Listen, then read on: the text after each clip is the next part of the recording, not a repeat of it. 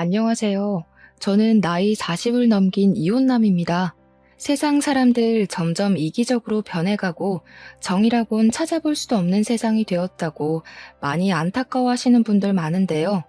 분명 세상이 많이 변한 건 맞아요. 그런데도 그 안에서 또 기막힌 운명이 있고 놀랄 만큼 천사 같은 분들이 존재한다는 것도 명백한 사실이에요. 제 사연은 감사한 분에게 제 진심이 닿기를 바라는 마음으로 써보려고요. 지금부터 제게는 인생에서 가장 아름다운 시기였고 앞으로도 그렇게 기억될 그날의 이야기를 들려드릴게요. 저는 아주 심성착한 아내와 결혼을 했습니다.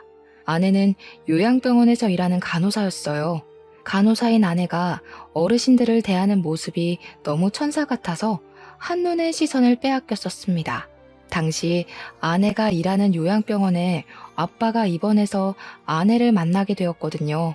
그때 아빠는 간질환 문제로 집에서 관리가 어려워 전문 요양병원으로 입원한 것이었어요. 우리 아빠를 아내가 담당했는데 역시 전문가라 그런지 환자를 대하는 솜씨가 유려하고 센스 있더라고요. 게다가 아내는 목소리도 엄청 여리게 보였어요. 저 살면서 그렇게 심성 예쁘고 말씨 곱상한 여자는 처음 봤습니다. 솔직히 첫눈에 반했다고 해도 과언이 아니었네요. 운명인 여자를 보면 아, 저 사람이다 라는 촉이 온다던데 제가 그걸 아내를 보고서 제대로 느꼈습니다. 이대로 아내를 놓치게 된다면 평생 후회를 할 것 같았어요. 그래서 제가 먼저 연락처를 물었습니다. 감사하게도 아내는 저의 관심을 반겨주었어요. 그 뒤로 저희는 연인이 되었는데 당연히 제가 더 많이 좋아했다 보니까 아내를 귀찮게 할 정도로 잘해줬어요. 이것도 해주고 싶고 저것도 해주고 싶은 마음이 제 일상까지 송두리째 흔들어버릴 만큼이었죠. 근데 그게 행복했습니다. 저 때문에 아내가 웃는 모습을 보면 모든 세상이 제 위주로 돌아가는 기분을 느꼈거든요. 겨우 2개월 만났을 뿐인데 저는 평생 아내와 같은 곳을 바라보고 싶었고 평생 아내를 즐겁게 해주고 싶다는 생각이 들었어요. 일은 판단이라는 거 알지만 제가 감정을 참지 못해 아내에게 청혼을 해버렸어요. 아내는 저보다 5살이 어린 여자였는데 저와 달리 당시 20대였거든요. 결혼 정년기보다는 빠른 시기라서 당연히 거절당할 거 알고 청혼을 했었어요. 그런데 놀랍게도 아내가 제 청혼을 받아주더라고요. 그것도 흔쾌히 말이죠. 아내의 쉬운 결정에 오히려 제가 당황하여 아내한테 억지로 청혼 받아주지 않아도 괜찮다고 했어요. 그랬더니 아내가 해주는 말이 정말 예뻤습니다. 우리 같은 생각하는 거 아니었어? 오빠 마음이 곧 내 마음이야. 나도 오빠랑 더 일찍 많은 시간을 같이 보내고 싶어. 분명 제가 청혼을 했는데 도리어 제가 청혼을 받은 기분을 느꼈어요. 그렇게 저랑 아내는 서로의 마음이 맞아서 연인이 된 지 2개월 만에 결혼식을 올렸습니다. 아내는 가족이 없다고 했어요. 그런데도 정말 바르고 씩씩하게 자라온 것 같아서 제가 다 기특했습니다. 저희는 굳이 상견례가 필요 없었기에 우리 집에만 인사를 했던 게 다였어요. 아내는 자신이 가진 것도 없고 고아에다가 직업도 월등하지 않아서 저희 부모님한테 미움받을 걸 두려워하더라고요. 그럴 필요 없다고 해줬어요. 저희 부모님 정말 마음 좋은 분들이거든요. 고아인 아내의 처지를 알고 우리 가족들은 알아서 따뜻하게 대우해줬습니다. 특히 엄마는 저처럼 아내를 기특하게 보았어요. 혼자 장하게 컸다면서 하늘에 계신 사돈이 자랑스럽겠다고 아내의 긴장한 마음을 풀어주기도 했습니다. 아내는 다행히도 저희 가족의 관심을 매 순간 감동하며 우리에게 더 잘했어요. 무엇보다 기뻐하긴 아빠가 제일 기뻐했죠. 아내와 아빠는 간호사대 환자로 더 친하게 지냈습니다. 아내도 일을 하면서 시부 모시는 마음으로 입원 중인 아빠를 세심하게 보필해 주었어요.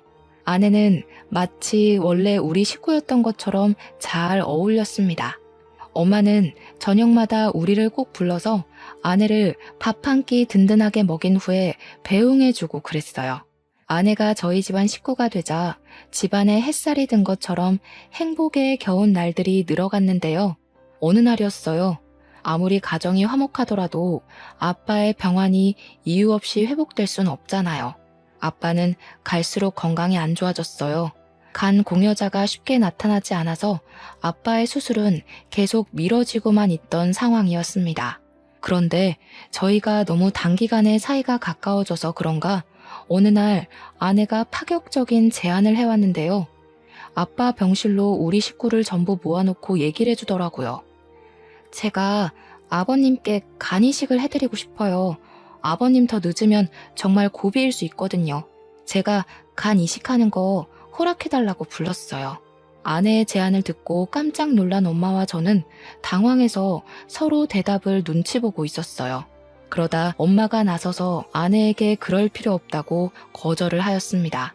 하지만 아내도 엄마가 거절을 할 것 같았는지 이미 조직검사까지 다 받았다고 고백하더라고요. 안 된다. 우리가 어떻게 남의 집 귀한 딸내미한테 그런 짓을 하겠어. 그건 내가 나중에 사돈 얼굴 볼 낯이 없을 것 같아.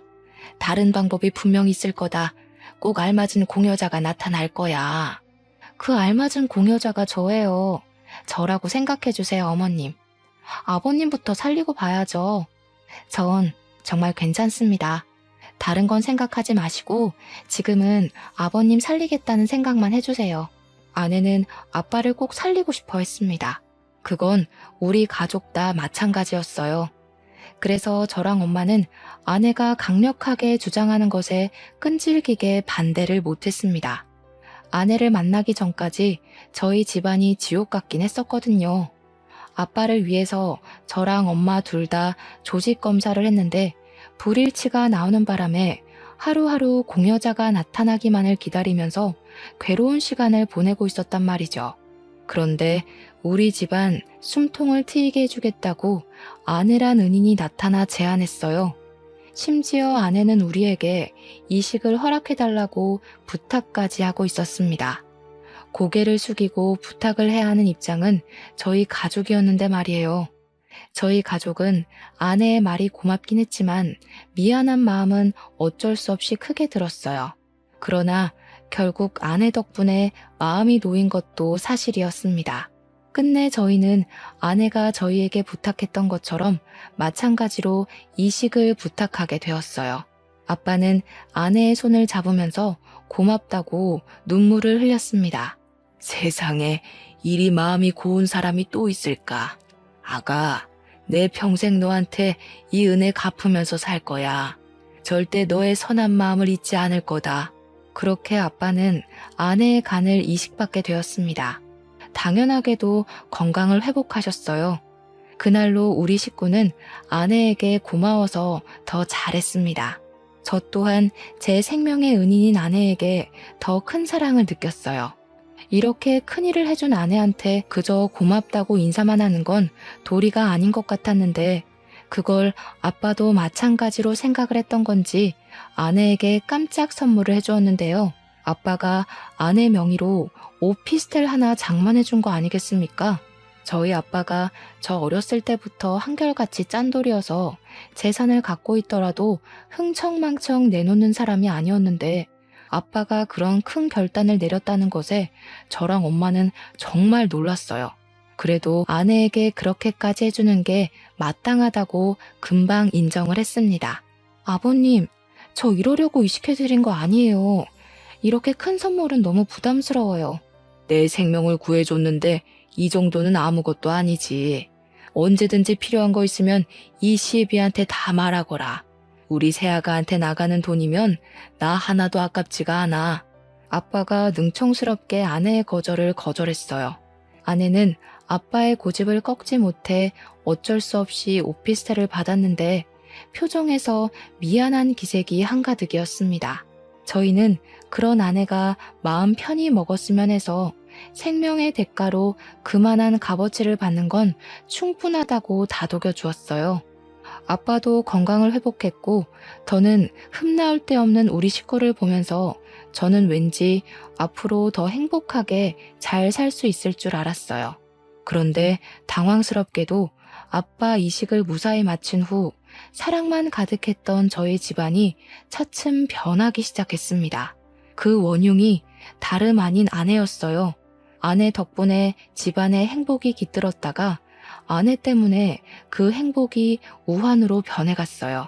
아빠한테 간 이식을 해준 아내는 건강 회복 때문에 일을 쉬더니 저한테 별다른 말도 없이 갑자기 일을 그만둬 버렸어요. 처음에는 몸이 많이 안 좋나 체력이 딸리나 생각하면서 이해를 하려 했습니다.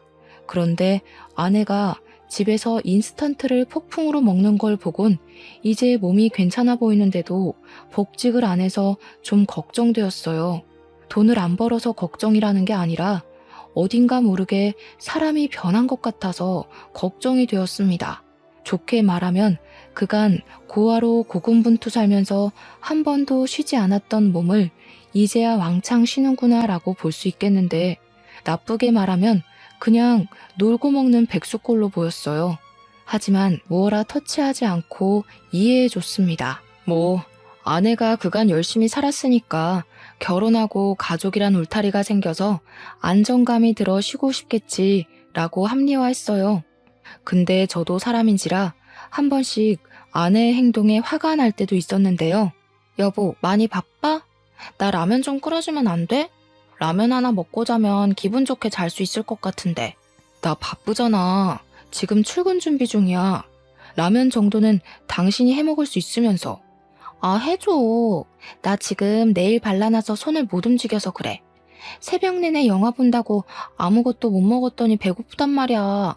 아내는 밤낮까지 바뀌어서 제가 출근하는 아침까지 깨어 있었다가 제가 퇴근해서 오는 시간에는 잠을 자고 있었어요. 생활 패턴이 이렇게 달라져 버린 것도 제겐 하나의 스트레스였습니다. 그래도 저는 참았죠. 부모님도 아내가 이렇게 지내는 거 알지만 다 이해해 주시거든요. 이해해 줘야 된다고 강요하기도 하시고요. 아내가 저렇게 부탁할 때면 저는 결국 미루고 미루다 끝내 아내에게 라면 하나 끓여주고 출근을 했습니다. 그리고 나중에 귀가하면 제 스트레스는 한층 더 쌓여요. 아내가 아침에 먹은 라면 냄비를 씻지도 않고 그 자리에 그대로 두거든요. 여기저기 돌아다닌 흔적도 그대로 남겨두고 옷이고 속옷이고 전부 바닥에 널어놔요. 집안일도 다 방치해서 그야말로 엉망진창인 집구석이 저의 퇴근을 반기고 있죠. 갈수록 강도가 심해지는 아내의 태도에 정말 턱끝까지 할 말이 차올랐지만 우리 집안의 은인인 아내랑 싸우고 싶지 않았습니다. 아빠 간이식을 해줄 때만 해도 제가 아내를 향해 속으로 다짐했었거든요. 아내가 실수로 사람을 죽였다고 하더라도 그거 내가 다 감싸주겠다고 말이죠. 그만큼 아내에게 고마워서 아내가 뭘 하든 다 보듬어줄 작정이었다는 겁니다. 그래서 아내가 실망스러운 모습을 보일 때마다 그때의 다짐을 수천 번 되뇌며 저 혼자 바깥일, 집안일을 다 하며 지냈어요. 내 아내가 잠깐 방황하고 있는 거라고, 다시 천사 같던 이전의 모습으로 돌아올 거라고 믿으면서 말이에요. 아내는 아빠한테 받은 오피스텔에 세를 주고 있었어요. 그래도 그나마 그건 관리를 잘하는 것 같았습니다. 유일하게 그 오피스텔 관리만이 아내를 움직이게 했어요. 입주민이 민원을 넣으면 해결해 주려고 외출을 했거든요. 그때만이 그나마 멀쩡한 사람이 되는 아내에게 저는 차비하라고 용돈 2, 3만 원씩 쥐어주기도 했어요. 그거라도 열심히 해야지.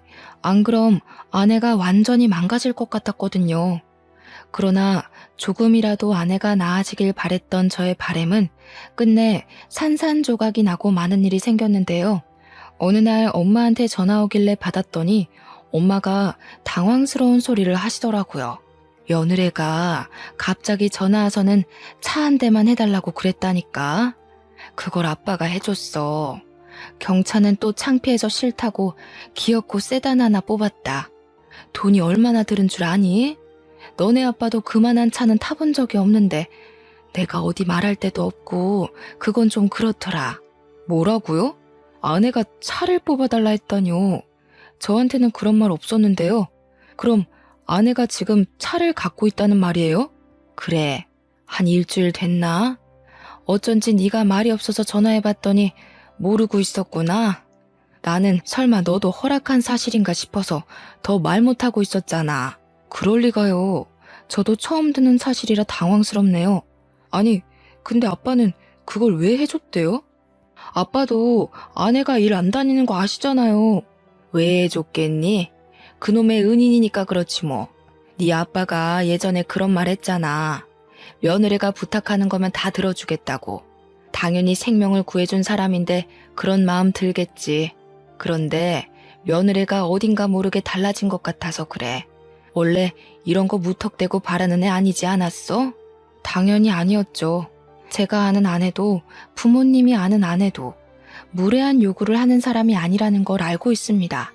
그런데 이렇게까지 변할 수도 있는 걸까요? 부모님도 저와 마찬가지로 혼란을 느꼈나 봅니다. 아내가 간이식을 해줘서 우리 아빠를 살려준 건 고마운 일이지만 그걸 빌미로 먼저 나서서 차를 요구했다는 건 무례라고 표현해도 되지 않나요? 적어도 저한테는 얘기해 줄 수 있었던 거잖아요. 물론 아빠의 생명과 오피스텔 값은 비교할 수 없죠. 그래서 오피스텔 외로 뭘 더 해줄 순 있어요. 그런데 아빠가 알아서 주는 게 아닌 아내가 먼저 아빠한테 요구했다고 하니까 그건 좀 기분이 언짢았다는 겁니다. 저한테 먼저 얘기를 했다면 좋게 좋게 풀어서 아내가 차를 살 수 있도록 도왔을 거예요. 지극히 제 기준인데 저는 아내의 행실이 잘못되었다고 생각했어요. 아내 오면 대화를 해봐야겠다고 생각하고 엄마 전화를 끊었습니다. 그런데 제가 퇴근하고 집에 왔는데도 집안이 컴컴하기만 할 뿐 어디에도 아내가 없는 겁니다. 평소처럼 자고 있는 것도 아니더라고요. 그래서 아내한테 전화를 걸었어요. 마침 다 왔다고 하대요. 바깥에 나온 김에 다른 일을 보느라 늦었다고 5분 뒤에 도착한다더라고요. 저는 집을 내려가 건물 입구에 서서 기다렸어요. 아내한테 차가 있다면 차를 타고 올 거니까요.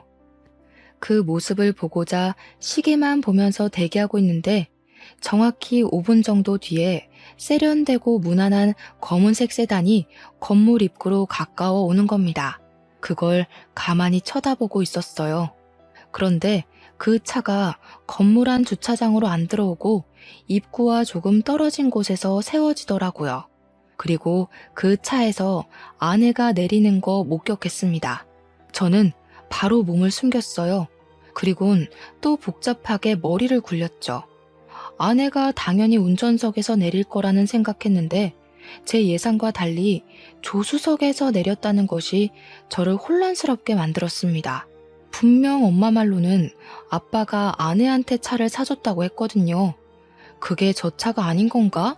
라는 생각도 들었어요. 그렇다면 저 차는 뭐고 또 저 운전자는 누구지? 그것까지 궁금해지더라고요. 저는 끝까지 아내 앞에 모습을 드러내지 않고 그 차 번호만 찍은 뒤 집으로 올라갔습니다. 그리고 얼마 뒤 들어오는 아내에게 엄마한테 들었던 사실을 물어봤어요. 응, 내가 아버님한테 사달라고 했어. 모르고 있었어? 나는 아버님이나 어머님이 당신한테 말한 줄 알았는데. 우리 부모님 원래 입 무거운 거 알잖아. 그래서 차는 왜? 당신 일도 안 하면서 차가 왜 필요한데? 뭐야, 말 서운하게 하네. 일 안 하는 사람은 차 있으면 안 돼? 나도 다 필요해서 사달라고 한 거야. 설마 아까워서 그래? 나한테 이 정도도 못 해줘? 내가 아버님 은인인데? 그게 아니라 적어도 나랑 의논할 순 있었잖아. 내가 당신 차 사지 말라고 종용하겠어? 그냥 당신이 갑자기 차 사달라고 아빠한테 얘기를 해버리면 아빠가 당황할 수도 있고 오해해서 나쁘게 볼 수도 있으니까 그런 거지. 아버님이 날 나쁘게 볼 게 뭐 있어? 나쁘게 봐서도 안 되지. 나는 엄연히 생명의 은인인데. 그리고 아버님이 갖고 싶은 거 있으면 다 말하라고 했어. 이날 저는 무언가 잘못되어 가고 있다는 걸 아주 크게 느꼈습니다. 아내가 우리 아빠한테 간이식해준 걸 권리로 이용하고 있다는 걸 깨달았어요. 왜 일이 이렇게까지 꼬여버린 건지 모르겠더라고요. 무척 당황스러웠던 저는 저도 모르게 지금 우리 아빠 이용하는 거냐고 아내에게 화를 내버렸습니다. 그러자 아내가 그런 제 모습을 서운해하며 삐쳐서는 방으로 들어가 버렸어요. 그 바람에 아내한테 차는 어쨌고 얻어 타고 온 차는 뭐냐는 걸 묻질 못했어요. 그날 밤은 저도 머리가 너무 지끈거려서 다른 방에서 잠을 잤습니다. 결혼하기 전만 해도 우리 사이가 이렇게 빨리 틀어질 거란 생각은 못했는데 역시 결혼하기 전 상대방과 사계절을 함께 해보라는 어른들의 말씀을 들을 걸 그랬나 후회가 되었어요. 간호사로서 어르신들을 대하는 아내의 천사 같은 모습이 결코 거짓으로 보이지 않았거든요. 제가 사람을 제대로 알아보지 못해서 이렇게 되어버렸다는 건 누굴 탓할 수도 없는 노릇이라 더 괴로웠던 것 같네요. 그날 이후 저는 아내에 대한 신뢰를 완전히 잃어버렸어요. 그래서 며칠 뒤에 또 입주민 민원을 해결하러 간다는 아내의 뒤를 밟았습니다. 일부러 회사의 연차도 양해를 구하고 당일에 급하게 냈죠. 아프다고 거짓말해서 연차를 낸 거지만 제게는 아내를 미행하는 것이 실제 제 목숨이 달린 문제와도 같았기 때문에 어쩔 수 없었어요. 저는 미리 차에 올라탔고 아내는 아파트 건물을 좀 나가더니 지난번에 본 그 검정 세단에 올라탔습니다. 또 조수석이었죠. 제가 지난날 사진으로 찍어놨던 차 번호랑 비교를 해봤더니 똑같은 차더라고요. 그 길로 저는 작정하고 그들 뒤를 밟기 시작했어요. 그렇게 그 세단이 도착한 곳은 당황스럽게도 제가 아는 곳이었습니다. 그건 바로 아빠가 아내에게 선물로 준 오피스텔이 있는 건물이었죠.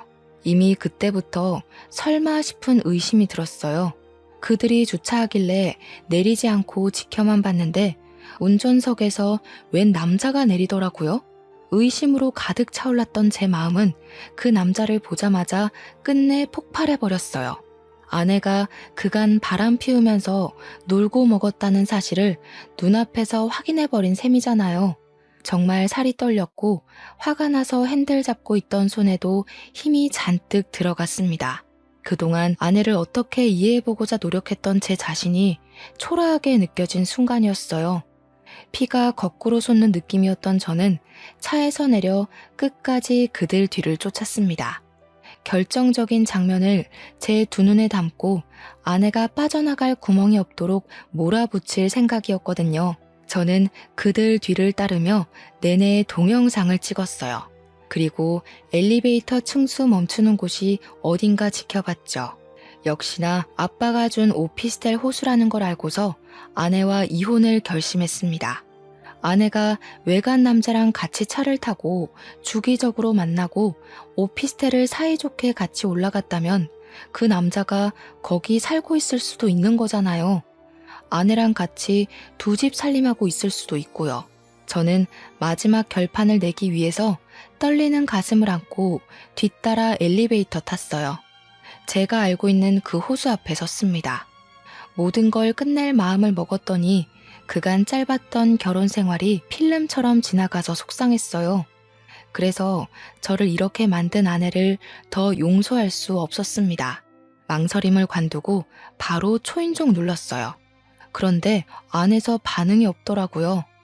혹시나 인터폰으로 확인이라도 할까봐 저는 일부러 인터폰 안 보이는 곳에 서 있었습니다. 얼마 뒤 문이 조심스레 열렸고 누군가가 얼굴을 내밀었는데 예상대로 운전석에서 내렸던 그 남자더군요. 저는 바로 그 남자를 밀치고 안으로 들어갔어요. 안에서 아내를 발견했습니다. 그 순간 실망은 절망이 되었고 직접 마주보니 분노를 더 참기 힘들었어요. 주위에는 아내 것으로 보이는 옷, 속옷, 장신구, 개인용품 등등이 보였습니다. 제가 주위를 쭉 둘러보다가 황당해서 헛웃음 터뜨리니 아내가 당황함을 감추지 못하고 말했어요. 여보가 여길 어떻게 왔어? 설마 내 뒤밟은 거야? 이 상황에 그게 중요하니? 지금 이게 뭐 하는 짓이야? 여태 우리 아빠가 사준 집에서 딴 놈이랑 살림 차리고 있었던 거야? 아무리 개념이 없어도 그렇지 어떻게 아빠가 사준 집에서 바람을 피워? 아니, 그게 아니야. 당신이 오해한 거야. 우리 이상한 사이 아니고 그냥 친구야. 옛날부터 가까이 지냈던 친구. 친구 같은 소리 하네. 네가 무슨 변명을 대도 내 눈으로 직접 본 걸 설득시키진 못해. 이렇게 증거가 수두룩빽빽한데 어떤 멍청이가 그딴 해명에 속겠어. 내가 당신 많이 좋아했다고 이런 것도 눈 감아줄 거라 생각했던 거야? 사람을 기만해도 정도가 있어야지. 네가 우리 아빠를 살렸다고 해서 내가 네 불륜을 이해할 필요는 없는 거잖아. 더는 못 참아주겠다. 그만 이혼하자. 이혼하자는 제 말에 아내는 갑자기 울음을 터뜨리면서 저를 붙잡았습니다. 그 손길마저 싫어서 저는 아내를 강하게 뿌리쳤어요. 그랬더니 아내가 힘없이 넘어져 버리더라고요. 더 이상 저랑 상관없는 사람이니 아내가 어떻게 되든 신경 안 쓰고 나가려 했습니다. 그런데 갑자기 상간남이 나서서 제 멱살을 잡더라고요. 어떻게 여자를 때려요? 우리 누나가 그런 거 아니라잖아요. 적어도 사람이 하는 말은 들어보고 판단을 해야 될 거 아닙니까? 이 정신 나간 놈이 뭐라는 거야? 상황 파악 안 돼요? 그쪽이 지금 무슨 짓에 가담한지 모릅니까? 남의 가정 망쳐놓은 주제에 정의로운 척하지 마세요. 그래봤자 상간자 새끼인 건 똑같으니까. 저는 상간남을 뿌리치고 현관으로 갔어요. 그런데 문고리를 잡고 열자마자 뒤에서 상간남이 누나 하면서 소리를 치더라고요. 무슨 쇼를 보여주려고 그러나 싶어 돌아봤는데 아내가 기절해 있는 겁니다. 살짝 당황하긴 했지만 결국 쇼한다고 생각했어요. 제가 이미 눈으로 확인한 게 있는데 그들 상황극에 넘어가 줄 리 없잖아요. 무시하고 나오려고 했는데 그 순간 상간남이 서럽게 울면서 119까지 신고를 하더라고요. 그제야 당황한 저는 속는 셈 치고 다시 아내에게 가봤습니다. 제대로 확인한 아내는 정말 의식 없는 모습이었어요. 코피까지 흐르고 있더라고요. 깜짝 놀라서 얼른 아내를 끌어안았어요. 정신 차려보라고 흔들었는데도 아내는 마치 죽은 사람처럼 늘어져 있었고 감은 눈 사이로 흰자만 보였습니다. 상간남이 신고한 119가 뒤늦게 도착하고 저는 보호자 자격으로 급히 구급차를 같이 올라탔어요. 그런데 상간남도 따라오더라고요. 아무리 급박한 상황이라도 저는 눈물까진 안 흘렸는데 상간남 혼자 구급차 떠나가라 울면서 아내 손을 꼭 잡고 있는 겁니다. 구급차에서 내리고 응급실로 향할 때까지 상간남이 아내 곁을 못 떠났어요. 처음엔 저도 정신없어서 상간남의 존재를 신경 써줄 여력 안 되었지만 나중에는 심기에 거슬리더라고요. 그래서 사람들 못 듣게 작은 목소리로 상간남한테 꺼지라고 했습니다. 사람 많은 데서 괜히 개망신당하고 싶지 않으면 그만 가시죠. 아무리 저랑 아내가 이혼할 사이라곤 하지만 저 아직 아내 남편이에요. 지금 그쪽 상당히 선 넘고 있거든요. 상간남은 아직도 아내 때문에 눈물을 흘리고 있었어요. 곧 울음이 범벅된 얼굴로 저를 째려보면서 제 멱살을 잡더군요. 기가 찼습니다. 지금 당장 멱살을 잡고 싶은 입장은 저인데 되레 저를 상간남 취급하듯 노려보는 상간남이 황당했어요. 그때였습니다. 간호사가 와서 아내 보호자를 찾았어요. 그래서 저는 상간남을 밀어내고 바로 손을 들려고 했죠. 그런데 그것마저 상간남이 먼저 손을 들면서 먼저 나서더라고요. 결국 인내심이 바닥으로 떨어진 저는 상간남에게 성질을 내려고 이봐요 하고 불렀습니다. 그런데 그 순간 상간남이 간호사한테 자기를 소개하는 말 때문에 당황해서 말문이 막혀버렸어요. 가족분이세요? 환자분이랑은 무슨 관계세요? 남동생이에요. 우리 누나 어떻게 됐어요? 지금 바로 수술 들어가는 거예요? 보호자는 어디서 기다리면 되죠? 상간남이 정신 못 차리고 간호사를 졸졸 따라갔습니다. 저는 그 자리에 멍청하게 서 있다가 뒤늦게 걸음을 뗐어요. 저 멀리 앞장서서 수술 동의서에 사인하는 상간남을 멀찍이 지켜봤어요. 남동생이라니 아내는 분명 저랑 결혼할 때 고어라고 했습니다. 그런데 갑자기 남동생이 웬 말인 건가 싶었어요. 뜻밖의 상간남의 정체에 상당히 혼란을 느꼈죠. 상간남 말이 거짓말일 수도 없는 게 수술 동의서 때문에 가족관계 조회가 가능한가 보더라고요. 심지어 아내랑 이 상간남이랑 그 병원을 자주 방문했는지 이력에 남아있었다는 것에서 저는 상간남이 아내의 남동생이 맞다는 걸 더 의심할 수 없었어요. 아내는 남동생이 동의해주는 덕에 수술에 들어갔습니다. 저랑 그 남동생 둘이 수술실 앞에 덩그러니 남아있었어요. 저는 겨우 눈물을 그친 그 남동생을 물끄러미 쳐다봤어요. 무슨 말을 어떻게 물어야 할지 고민하느라 쉽게 질문하지 못했습니다. 그런데 제가 묻기도 전에 남동생, 그러니까 저한테는 처남인 그 남자가 알아서 말을 해주더라고요. 속이려고 그런 건 아닌데 죄송합니다. 누나가 말하지 말래서 말 못했어요. 사실 우리 누나가 좀 많이 아파요. 누나가 직접 말할 때까지 기다리려고 했는데 이건 좀 아닌 것 같아서 말씀드리려고요. 처남이 해주는 아내의 실체는 제가 전혀 알지 못했던 사실들이었고 충격에 입을 다물 수 없었어요. 알고 보니 아내가 혈관 질환이 있어서 1년의 시한부 선고를 받은 상태였더라고요. 아내는 저를 만난 시점에 선고를 받았고 곧 죽음을 앞두었던지라 삶의 의지가 없었는데 저를 만나고 세상이 바뀌었다고 했대요. 저를 많이 사랑했고 사랑하는 사람을 통해 두근거림도 느꼈고 또 그로 인해 다시 사는 기분을 느껴서 좋았다고 했다는 겁니다. 제가 청혼했을 때 아내는 그 청혼을 받아주고 나서도 혼자 고민을 많이 했었대요. 그때 처남이 아내의 고민을 많이 들어줬다고 하더라고요. 끝내 청혼을 거절하지 못했던 건 아내가 마지막 이기심을 발휘했던 거랍니다. 아내가 죽기 전 행복한 기억 하나 정도는 갖고 가고 싶어서 끝내 저한테 병이 있다는 고백을 못하고 결혼을 진행했다네요. 그렇게 결혼을 하고 난 후도 아내는 마음이 편치 않았다고 했어요.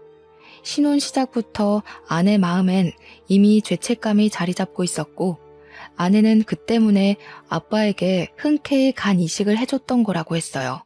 어차피 1년 후면 죽을 몸이니 간 떼어주는 것이 무섭지도 않았다고 해요. 그 뒤로도 아내는 우리 가족들 몰래 속으로 죄책감을 키워갔는데 우리 가족이 날이 갈수록 과한 사랑을 주자 불안하기까지 했다고 했어요. 아내는 갈수록 커져가는 행복감에 나중에 우리 가족한테 사실을 밝혀서 실망을 안겨주는 것이 너무 무서웠답니다. 병환을 속이고 결혼했다는 것에 실망할 가족들의 얼굴을 차마 마주할 용기가 없던 아내는 결국 선택한 방법이 죽기 전에 저한테 이혼을 당하는 거였다고 했어요. 그래서 그렇게 갑자기 막장으로 살기 시작했던 거였죠.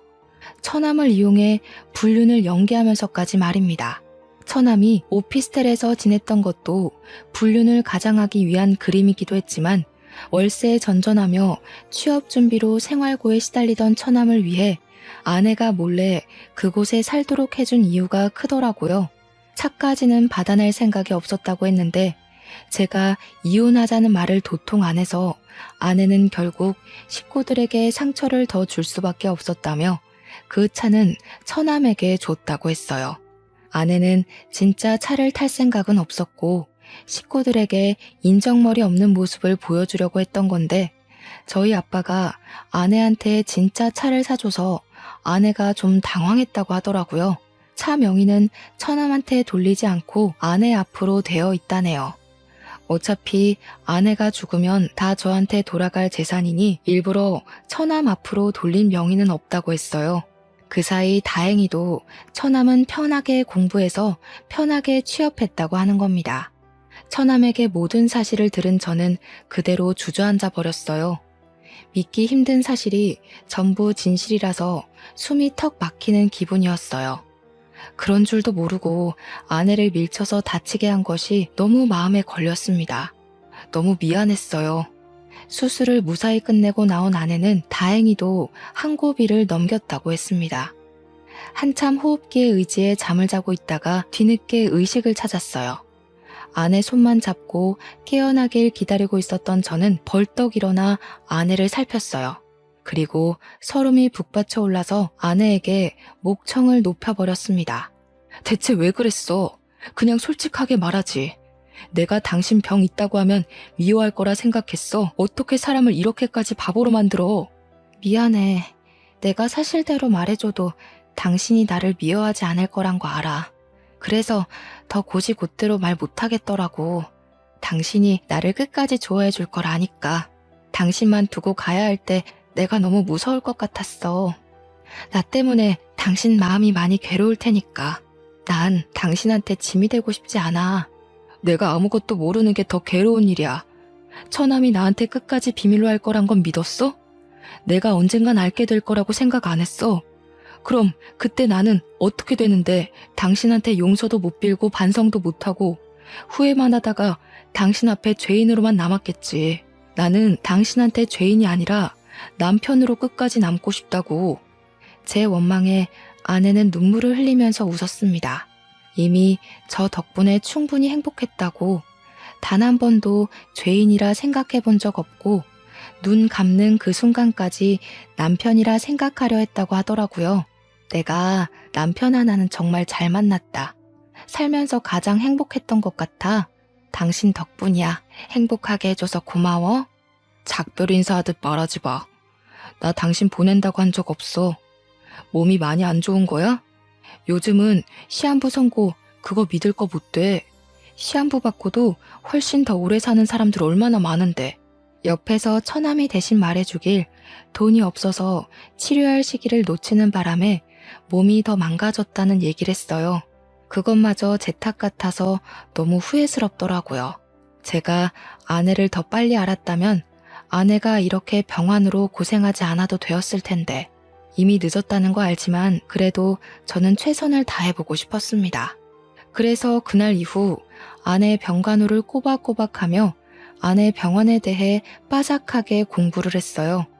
그 사이 어쩔 수 없이 이 사정을 우리 식구까지 다 알게 되었습니다.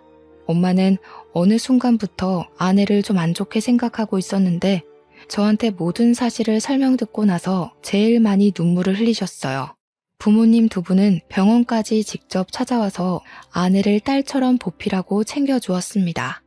저랑 처남이랑 같이 아내를 책임져 주셨죠. 당연히 병원비는 저희 부모님이 부담을 해주셨고요. 그걸로 처남이 감사하다고 저희 부모님과 저에게 고개를 숙이는데 부모님이 아들 하나 더 있는 것처럼 처남을 안아주면서 고생 많았다고 다독여줬어요. 그러자 처남이 아내가 쓰러졌을 때처럼 눈물을 뚝뚝 흘리더라고요. 아휴, 이 가여운 남매가 어디 또 있을까. 얼마나 고생이 많았어. 그래도 둘이 의지하면서 참 잘 컸다. 남동생이 든든하게 누나 지켜주고 있었으니 누나도 이만큼이나 잘 버텨온 거야. 앞으론 우리가 도와줄 테니까 마음 단단히 먹어요. 그래야 누나가 더 힘내서 치료받지. 고맙습니다. 저희 누나 대신 평생 은혜 갚으면서 살게요. 정말 고맙습니다. 끊어질 뻔했던 가족 간의 인연은 더욱 끈끈해져서 보기 좋은 모습을 띄었어요.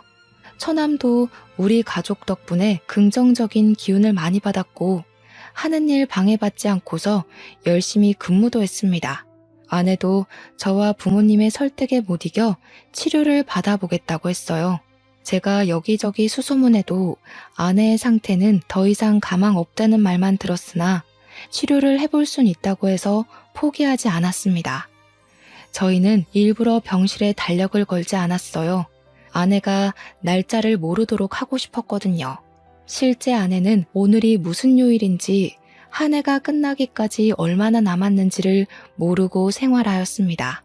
외출이 가능해서 저랑 데이트도 종종 했고 처남을 데리고 가까운 곳으로 가족여행도 다녔어요. 아내는 갈수록 웃는 날이 늘어갔고 얼굴에 혈색이 도는 것이 꼭 건강을 되찾은 사람처럼 보였어요. 그럴 때면 말이 안 된다는 거 알지만 아내의 병환이 완치가 된 게 아닌가 하는 희망을 품었습니다. 그러나 아내가 예고 없이 기절을 하는 건 막을 수 없었고 한 번 쓰러지면 의식을 찾기까지 걸리는 일자가 점점 늘어나는 것도 아내의 상태를 자각하게 만들었어요. 저는 주로 아내 곁에서 취침을 했지만 생필품 때문에 한 번씩 집에 들르곤 했는데 그때마다 죽도록 참았던 눈물을 쏟았어요. 아내 앞에서는 희망을 주고 미래를 계획하면서 평생 함께 할 수 있다고 약속을 해줬지만 저는 알고 있거든요. 아내 몸 상태가 얼마나 악화되어 가고 있는지 말이에요. 아내를 떠나보낼 준비가 도통 안 되는데 선고받은 시간은 점점 다가오고 날짜를 알고 있는 저희만 갈수록 표정 관리가 어려웠습니다. 어느 순간부터 아내도 제가 집에만 가면 울고 온다는 걸 아는 것 같더라고요. 그럴 때마다 말없이 저를 안아주면서 해주는 말이 있었는데요. 옛날엔 내가 당신 손잡고 우리 식구들 앞에서 눈을 감는 게 너무 무서웠는데 이제는 꿈을 꿨던 것처럼 기분 좋게 떠날 수 있을 것 같아. 고마워. 사랑해. 아내 앞에선 울고 싶지 않은데 저도 어쩔 수 없는 사람인지라 아내와 이별이 가까워 오니 이성을 바로잡기가 힘들었어요. 언젠가부터 아내는 안 울었는데 제 눈물은 수돗물처럼 줄줄 흘렀습니다. 그런데 이런 저희를 하늘에서 안쓰럽게 여긴 건지 제 아내에게 작은 기적이 생겨났어요.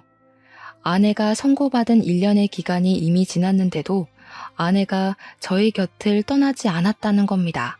당연히 섣부른 기쁨일 수 있기 때문에 일부러 날짜를 넘겼어도 티를 내지 않았어요.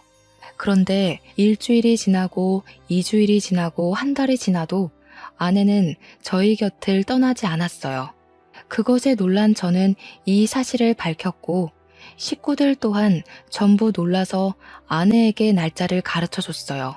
가장 어안이 벙벙했던 건 아내였을 겁니다. 그때 저희 가족 모두가 상상만으론 안 될 행복을 가득 느꼈네요. 의사 선생님도 잘 이겨내고 있는 아내와 진심을 다해 돕는 가족들이 있어서 일어난 기적인 것 같다고 하더군요. 이렇게 쭉 행복할 일만 있었다면 좋았겠지만 한참 기운이 좋다가 어느 순간 갑자기 아내 건강이 확 꺾여버렸어요. 그때 저희 가족들은 또 한 번의 절망을 느꼈습니다. 어쩌면 시한부 기한을 넘기기 전보다 더 큰 절망을 느꼈는지도 몰라요. 저희는 다시 으쌰으쌰 힘을 내려 했으나 이젠 정말 마지막이 다가오는구나를 느꼈을 정도로 아내는 큰 병마와 싸웠어요. 그렇게 아내는 1년 시한부 선고를 받고 1년을 더 산 뒤에 결국 눈을 감고 말았습니다. 아내는 자신에게 시간이 얼마 남지 않았다는 걸 느꼈는지 눈을 감기 10분 전쯤에 우리 식구들한테 기운내서 작별 인사를 했어요. 좋은 기억 만들어줘서 고맙습니다. 다들 저한테 은인이에요. 제 동생한테도 좋은 가족이 되어준 거 정말 감사해요. 꼭 잊지 않을게요. 가족들에게 끝인사를 한 아내는 제게 개인적으로 더 행복했으면 좋겠다는 말을 하고는 잠을 자듯 그렇게 눈을 뜨지 못했습니다. 우리 식구는 그 자리를 한동안 뜨지 못하고 정말 많이 오열했어요. 사람이 숨을 거두고 나면 인체 중 청력 기능이 가장 늦게 죽는다고 하더라고요. 저는 끝까지 아내 손을 잡고 울면서 사랑한다는 말을 많이 해줬네요. 그 뒤로 저는 공허한 시간을 보냈어요.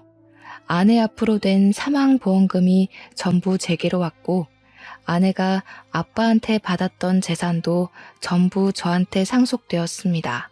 아내는 정말 저희 가족한테서 조금도 욕심낸 것이 없었고 가져간 거라곤 저희들과 함께한 추억밖에 없었죠. 첫인상부터 천사로 보였던 아내는 끝까지 천사가 맞았네요. 제게 곁에 잠깐 머물다간 하늘의 소유물이었다고 위안을 삼고 있습니다. 잠깐이었다고 하더라도 저는 아내를 절대 잊지 못할 겁니다. 아내에 대한 그리움이 너무 강해서 재혼 생각은 전혀 안 하고 있어요. 아, 그리고 아내랑 헤어졌다고 해서 홀로 남은 처남과 남처럼 지내고 싶진 않았어요. 가족이 되어주고 싶어서 처남을 근근히 챙기고 있습니다. 저희 집에 2주에 한 번은 와서 같이 밥을 먹곤 해요. 원래 아내 것이었던 오피스텔이랑 차는 제가 처남 명의로 돌려주었어요. 아픈 아내를 보필하면서 홀로 마음고생 많았을 처남이 앞으로는 돈 때문에 소중한 걸 잃지 않고 잘 살았으면 싶었거든요. 심지어 아빠는 아내에게 갚을 평생 은혜를 처남에게 대신 갚아줄 생각인가 보더라고요. 아내한테 그랬던 것처럼 처남에게도 뭐 필요하면 언제든지 말하라면서 든든한 부모가 되어주셨어요. 저희가 여전히 끈끈하게 살고 있다는 걸 아내가 보고 좋아해줬으면 좋겠네요. 아마 아내의 심성이라면 분명 저희 가족의 행복을 더 빌면서 앞길이 순탄하도록 보좌해주지 않을까 싶어요. 언젠가 다시 만나게 될 아내를 생각하면서 이만큼 사연을 써보았습니다. 이 글을 아마 아내에 관한 저의 마지막 기록이 될 것 같네요. 들어주시는 청취자분들이 계셨기에 제게 이렇게 아내의 기억을 또 한 번 떠올려 봅니다. 너무 감사하고요. 부디 다들 건강하게 오래오래 행복하셨으면 좋겠어요. 고맙습니다.